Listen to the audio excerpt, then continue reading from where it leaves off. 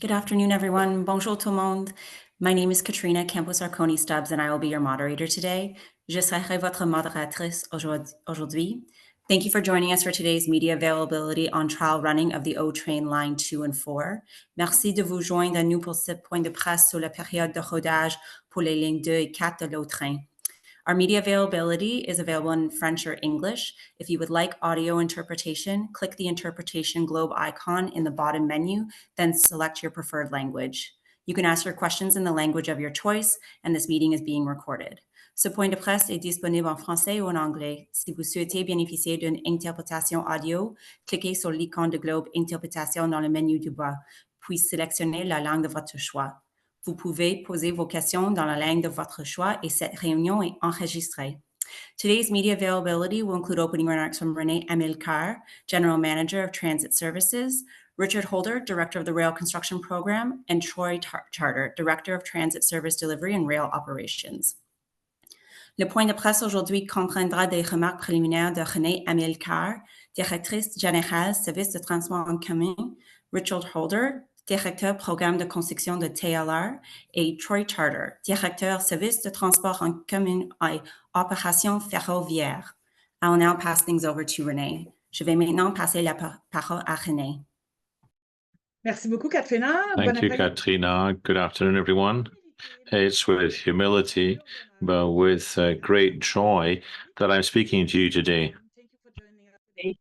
I'm here with Richard Holder, Director of the Rail Construction Program, to discuss the latest trial runnings results. We are also joined by Troy Charter, Director, Transit Service Delivery and Rail Operations. After 14 days of trial running, I'm pleased to share that Transit Next has exceeded the on-time performance requirements. The first phase of trial running is now complete. Over 14 days, Transit Next has achieved an on-time performance rolling average of 99.5%.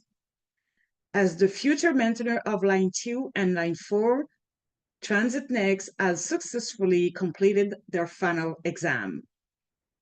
This is a significant milestone, and I commend everyone who played a role in getting us to where we are today. I want to remind everyone that we have not reached the finish line. With the first phase of trial running complete, our focus now shifts to putting our operational planning into practice. This afternoon, we began phase 2 of trial running. This phase of trial running will allow us to simulate various scenarios that could occur in real operations, such as operational issues and service disruptions. While we will continue to provide you with updates on how phase 2 is progressing on our website, our daily media availabilities will conclude today. We will return to present the full results of both phases of trial running following the completion of phase 2. I would like to thank all of you, our media partners, for joining us each day over the past 2 weeks.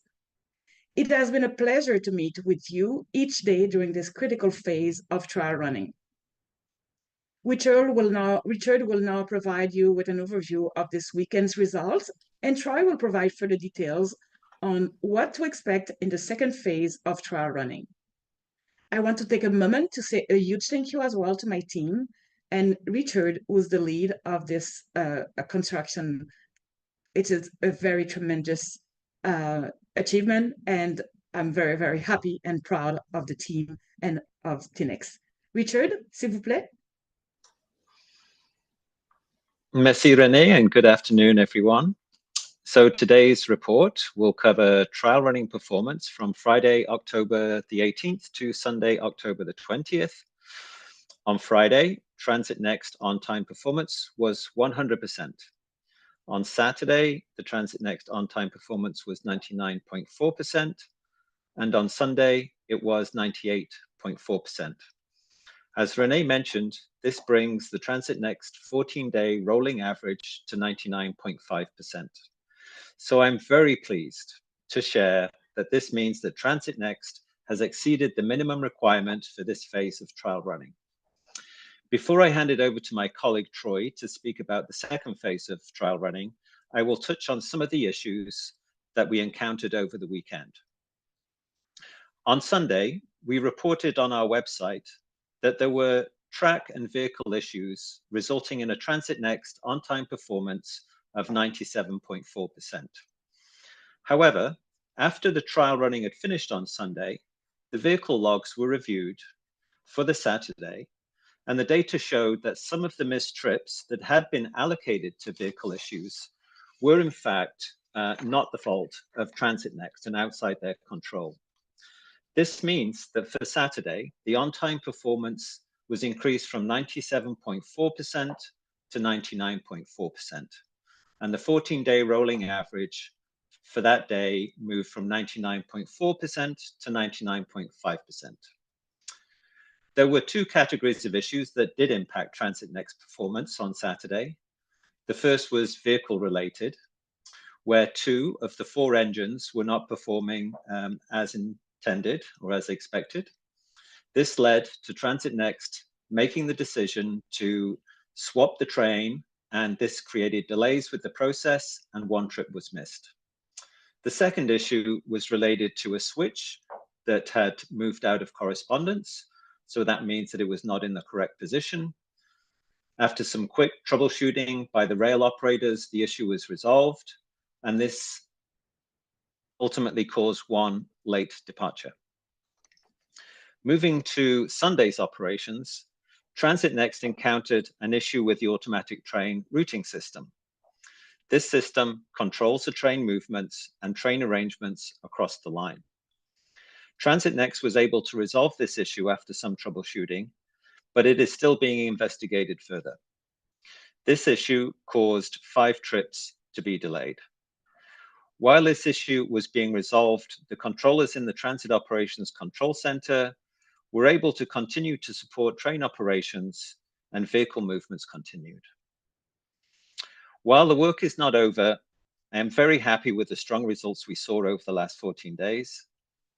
And I want to thank everyone, and there are hundreds of people involved, for their dedication and hard work around the clock to get to this point. I will now hand over to Troy. All right, thank you very much, Richard.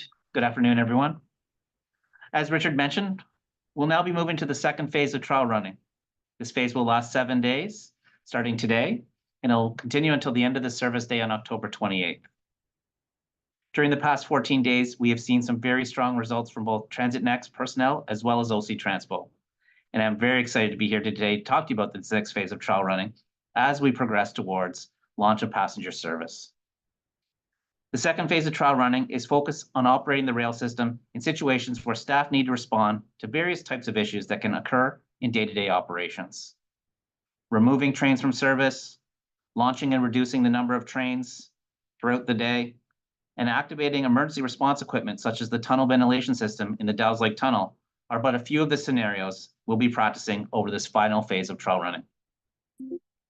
We will be operating a total of 15 different test scenarios, and time permitting, we may repeat exercises or add additional drills to the program. While there are no pass-fail criteria, the main objectives are to continue to exercise the trains and train control systems, continue to exercise the track infrastructure, including the track switches, and overall to allow OC Transpo and Transit Next staff to grow confidence and expertise with the system in a variety of operating conditions. As part of the validation process, staff will be assigned as observers either on the rail line or in the Transit Operations Control Center to document the experience, to compare against the expected functionality of the systems, as well as staff's adherence to our standard operating procedures. As part of the exercises, we'll be observing communications between OC Transpo and Transit Next personnel, including adherence to radio protocol procedures, and most importantly, to ensure that all the rail operating rules are followed, ensuring that all actions are taken with strict adherence to our safety protocols. Of the situations that we'll be running, 3 of the incidents involve activating emergency response equipment or responding to a priority or potentially emergency alarm. 2 of the exercises impact launch and reduction activities so that we gain additional practice. 12 exercises will require coordination and communications between Transit Next and OC Transpo personnel. And 11 of the exercises involve trains running in alternate service patterns, including single tracking or turning back at a non-terminus station. All these scenarios will exercise the system in different ways with different train arrangements and different segments of the line. We are very excited to be at this point, and over the next phase, we have a lot of activities planned. So looking forward to completing the next 7 days of the trial running. At this point, thank you very much, and I'll turn things back over to Katrina. Thank you, Troy. I'll ask each agency in alphabetical order to ask one question and one follow-up. Je vais maintenant inviter chaque organisme de presse par ordre alphabétique à poser une question et une suivie. We'll start with, nous allons commencer par Arthur White-Crummy at CBC. Hi, thanks so much for taking our questions. I guess, of course, we still don't have an official opening date yet, but you floated the possibility of mid-November being the earliest possible scenario. And I'm wondering how confident you're feeling, given that this testing has been successfully completed, that that's still a solid possibility. Thank you for the question. We are still mid-November. I would not say exactly which day, but mid-November works. Great. And obviously there's been a number of minor issues that have led to some delays here and there. I'm wondering how many of those are still unresolved, and do you expect them to continue to cause minor delays here and there when the system actually goes into passenger service? Maybe I can start and Richard can complete.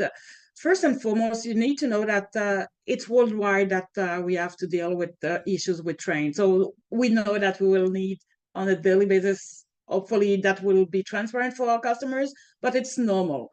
That said, before to go to the trial running, we have resolved everything that we knew that we could have issue with. And so those minor things that we have seen are normal things.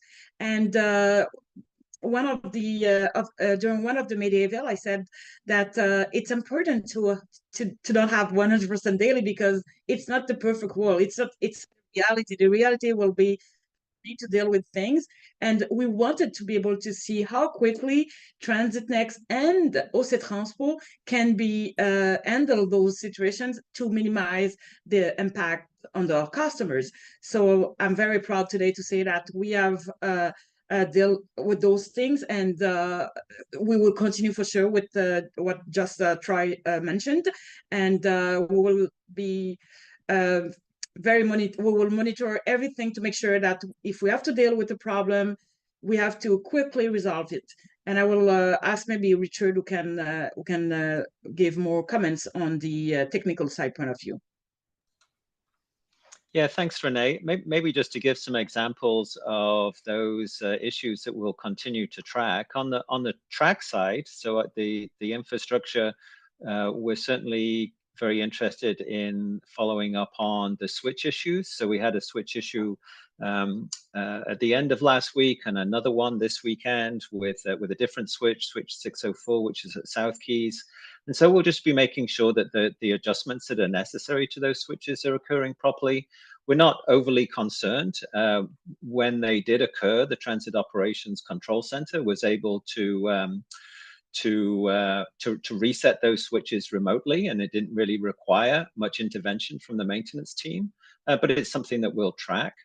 And then on the vehicle side, we had the issues with the CCTV cameras, which had been occurring partway through the trial running period. We just want to make sure that that's still very stable, because that is an important part of the safety system moving forward. And then also the issue that occurred yesterday with the scheduling, the timetable that went through a period where the system had to be kind of manually overridden by the Transit Operations Control Center. We just need to get to the bottom of that. So it's not completely trouble-free, but nor are we concerned about any kind of major systematic issues as we move forward through the next stage of trial running, which is the testing of the system through emergency scenarios, and then also kind of improving the familiarization with the operations team. We have time to address these issues. Great, thank you. We'll move on to Ted Raymond at CTV. Hi there, can you hear me okay? Yes, we can. Excellent, thank you. So first of all, congratulations on this. It's a good step forward for everyone. My question is, my first question is just about some people might raise the issue that this was running during a fairly nice period of weather. It's been really nice lately. This trial running didn't take place during the winter, for example. We've seen some issues on the Confederation line during the winter. What do you know about winter operations on this line and what the trial running will tell you about how it will run in the winter? Thank you for the question and thank you for your nice words. First and foremost, we need to know that we started to run train on those lines in December 2022. So we have experienced a lot of winter. And I remember one of the winter that was so difficult. I don't remember if it was in 2023 or this year, but definitely it was a very good performance of the train. We will continue to monitor for sure the switches. Richard mentioned that earlier, and we know that we have to keep that on our radar. And we know as well that it's Ottawa, so we will need to deal with freezing rain, with snow, etc. But the team is ready, and we will continue to work with a lot of diligence, and we'll address things when they will arrive quickly as possible to minimize impact on our customers. Okay, thank you. My follow-up question is about this next phase of testing. You're going to be testing different scenarios, but what if something very serious comes up that didn't come up in the last 2 weeks that, you know, just happens to get missed? And while you're running the train, something very serious that would have been a fail in the first 14 days happens in the next 7 days. What happens then? It's a good question, and my colleagues feel free to complete. First and foremost, and Troy said it very clearly, there is no fail, no pass. We will mimic things, we will simulate things. But that said, we could maybe find something that we're not aware, so we will need to deal with. But the 14 days for TNX, now it's clear they passed their final exam. So if the teacher didn't give the right exam, it's the teacher's fault. It's not TNX fault. So TNX is clear on that, but we will continue to work with them for sure, because we know that there is a performance that they will need to have to be able to get paid, etc. So we need to provide a service. And if we know something, we will fix it before to go to the revenue service. That's why, we don't want to give any date today, because we are very happy with this first final exam, but we still have things to monitor, things that we need to try, etc. And when we'll be confident, we will come with a firm date.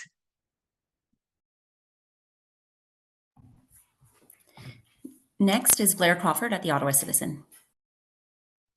Yes, hi. Just to follow up on Ted's question, and I imagine Madame Amilcar is the best to answer this.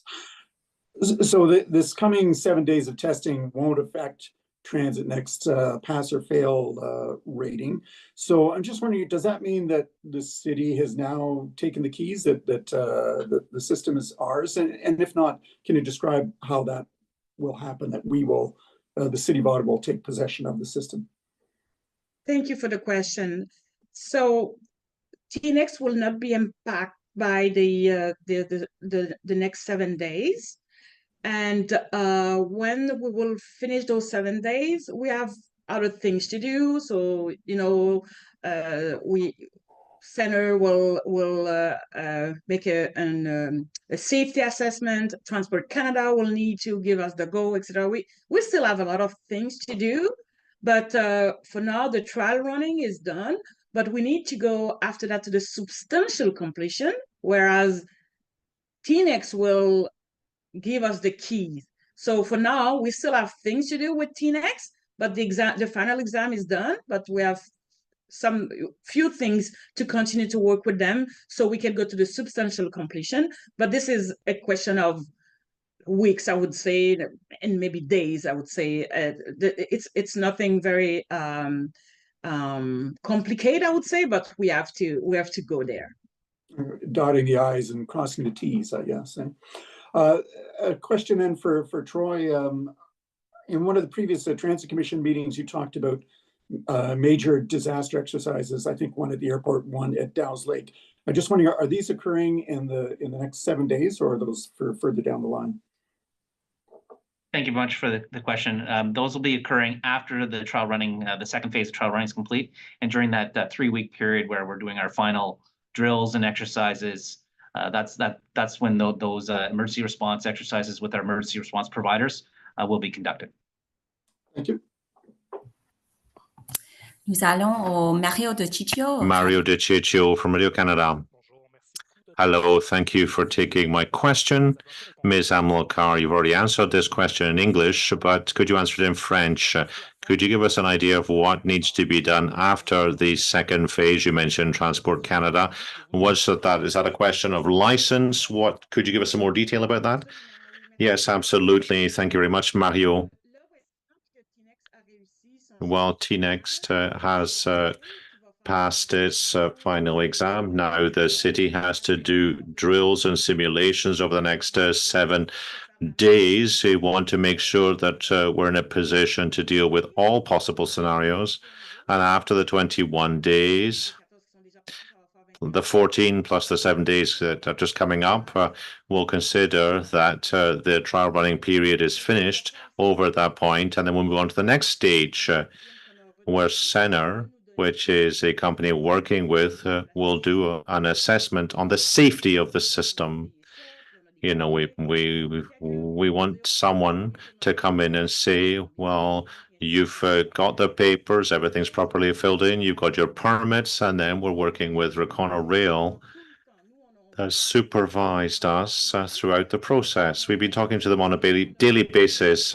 Now, this is the company that's supervised us, kept an eye on the whole process, and we'll ask them to help us when we meet with the council in the next few weeks. And then Transport Canada has to make sure that the tracks are working properly, that the information is correct. We've done everything correctly, but there will be no surprises when it comes to that, because we've been working with them hand in hand over the past few years. And when we've done all that, we'll have to do a technical briefing to the council, and we'll explain the 14 days plus the 7 days plus the papers that we've received, the certificates, etc. And that's when we'll be able to announce a date for passenger service. And the weekend before the opening, we'll do a dress rehearsal, a simulation, if you like, with real people in the system. So there are several stages we have to go through, but it looks like it might be long. It sounds long, but this can be done in 3 or 4 weeks. This is why we've said that we need a few weeks after the trial running period's over.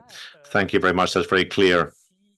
I was also wondering, and I think you've already talked about this at some point, but all the problems we've had with line 1,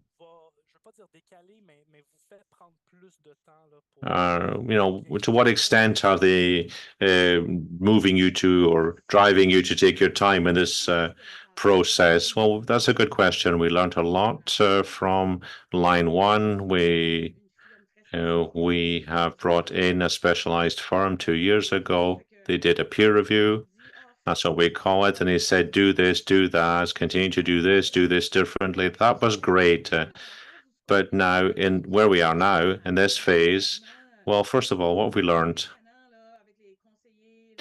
Yeah, the media and the councillors have been asking for a date. And we've always kept focus. We said, we'll come back to you when we're ready, because we didn't want pressure. But there is pressure, of course, but we want to deal with external pressure.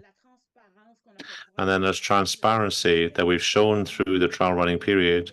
It was important for you to actually experience what we're experiencing and that you can see what's going on in a very open and transparent fashion. But I think the public mentioned or told us that there was a lack of transparency during this period of trial running for line 1. So that's why we decided to be more transparent. I think we can be really proud of what we've done. We've been very, very open, and we'll continue to be very transparent and open in the future. And this is also reassurance for me as an OC Transpo leader. I'm sharing with you what's going on. I think it's easier when you know what's going on. And you know what's been done, what's coming up, what we're planning to do, and this is what we have tried to do, and I think we can say it's mission accomplished. Thank you. Next, we'll go on to Shane Seguin at Rail Fans. Hi, thank you for taking our questions today. So I just wanted a bit of, as I've done all these days up to now, just clarification on 2 points in regards to the trial running from Saturday and Sunday. Mr. Holder, you said on Saturday that 2 of the 4 engines, I'm assuming you mean 2, like if you could just clarify what you mean by engines, if you mean the whole train unit or something else specifically. 2 of the 4 engines were not performing as expected. And then on Sunday, you mentioned an issue with the automated train movement system. So if you could just explain a little bit more on that, that would be appreciated. Yeah, thank you for the question. And it gives me an opportunity just to describe the difference between the 2 vehicles that we have. So the issue that was reported with the 2 engines, the 2 out of 4 engines that were not functioning as intended, that's related to the Stadler vehicle. So the Stadler vehicle is a diesel electric unit. So we have diesel engines that drive a generator to create electricity that then drive electric motors on the bogie. So that's a diesel electric unit. And so people who have seen the train will see the power unit, which is in the middle section of the train. That is where we have the diesel engines that drive the generator to generate the electricity for the propulsion system. That is different to the Lint vehicles that people remember going back to 2013 when they were brought into the city. They are diesel mechanical units. So they operate more like a regular truck, a regular diesel vehicle, where you have a diesel engine that drives through a transmission directly to the wheels and provides the propulsion. So with the Stadler system, with the 4 engines, then they are able to function with 2 out of the 4 engines running. But just out of an abundance of caution, that vehicle was returned to the yard for checks. So that's just a little bit more information on that comment about the 2 engines not working on the Stadler. And then the other question related to the timetable. So we have a signaling system that provides the direction for the operators as they're moving through the system north-south, and that signaling system is set up to adhere to a particular timetable so that trains have a particular window of time to depart from each of the stations. And there was an issue with that signaling system and that timetable system, and those directions were not coming through clearly. And so there was a period of time, I think it was close to 40 minutes, where the train movements were controlled by the Transit Operations Control Center, like more of in a manual fashion, whilst there was a reset undertaken on the signaling system. Great, thank you for the clarification. And I don't have another follow-up question, but I just want to say congratulations on the milestone and all the best moving forward. Thank you very much for your interest. Thank you, everyone. Merci tout le monde. This concludes our media availability today. Ceci conclut le point de presse aujourd'hui.